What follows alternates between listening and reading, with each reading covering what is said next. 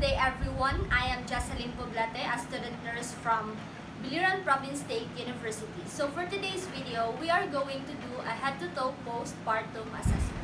So the materials that I will be using is stethoscope and sterile gloves. So the first thing to do is wash our hands, provide patient privacy, and verify patient using name and days of birth. The purpose of this procedure is to examine the physiologic and psychologic changes that occurs in a postpartum mother on her body and mind.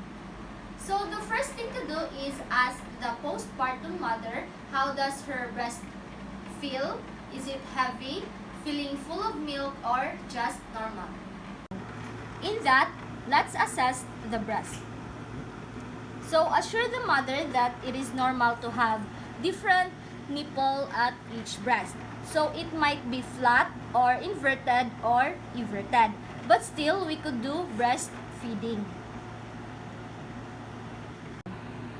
Knowing what we're looking for, the condition of the skin, does she have stretch marks on breast, orange peel appearance, or they look smooth. The condition is like the color, so let's see the back of her hand and feel if it is cool or warm or half of the touch. So when we assess the mother's nipple or areola, we should look if there's bruising, cracks, suck marks, or bleeding, because this might indicate the body does have good latch if she is breastfeeding. Next, let's move on to the U, which is uterus. Now we're gonna do fundal check, so make sure that the mom is perfectly flat. So let's expose her abdomen.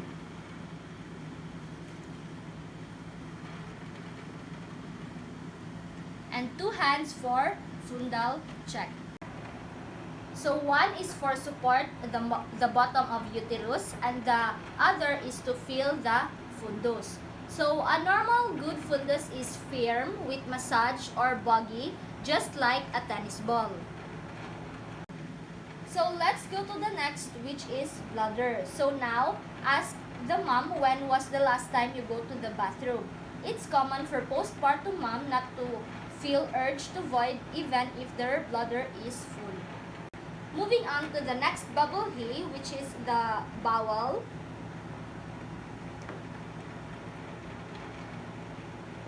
So there's no reason why a postpartum woman who delivered a normal vaginal delivery would have a normal bowel sounds.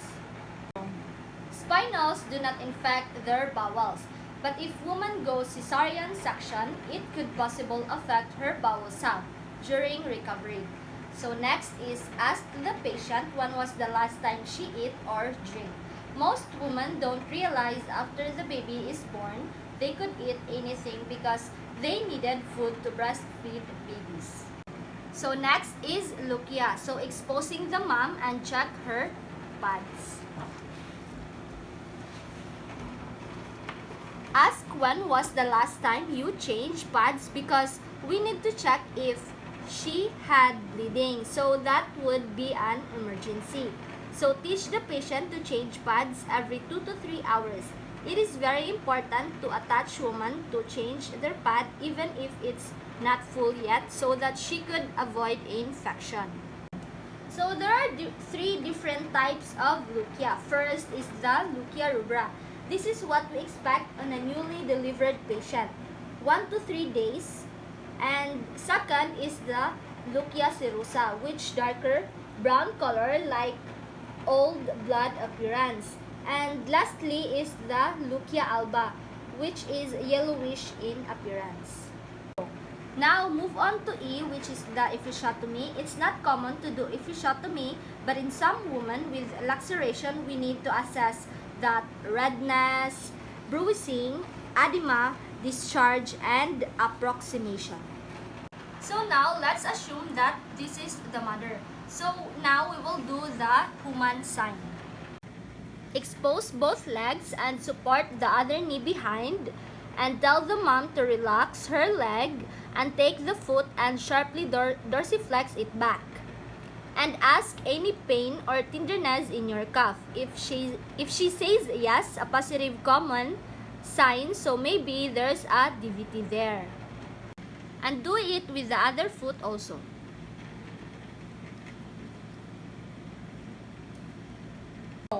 Assist cuff and look for redness, swelling, and heat. And other thing to do is check pulses.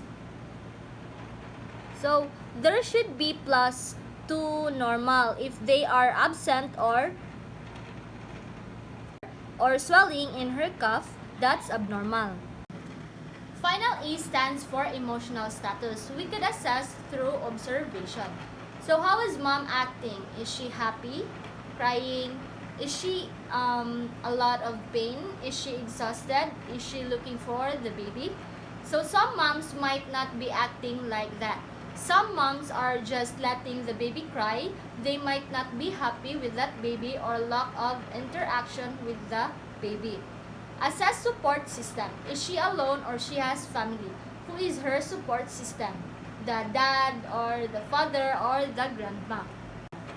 3 stages of Rubin stage. First is taking in, all about mom. Like, I'm hungry, I'm tired. Second is taking hold, wants to take care and hold baby. Curious how to take care. And lastly is letting go, the routine at home. Go. Some women stay in taking in and some jump in taking hold. All women are different. Just observe and keep an eye and patience on how they are acting, how they interact with the baby and people. And maybe they aren't holding the baby because they are in pain. We can do something about that and in charging it using Robin stage. And now let's do the documentation and do aftercare.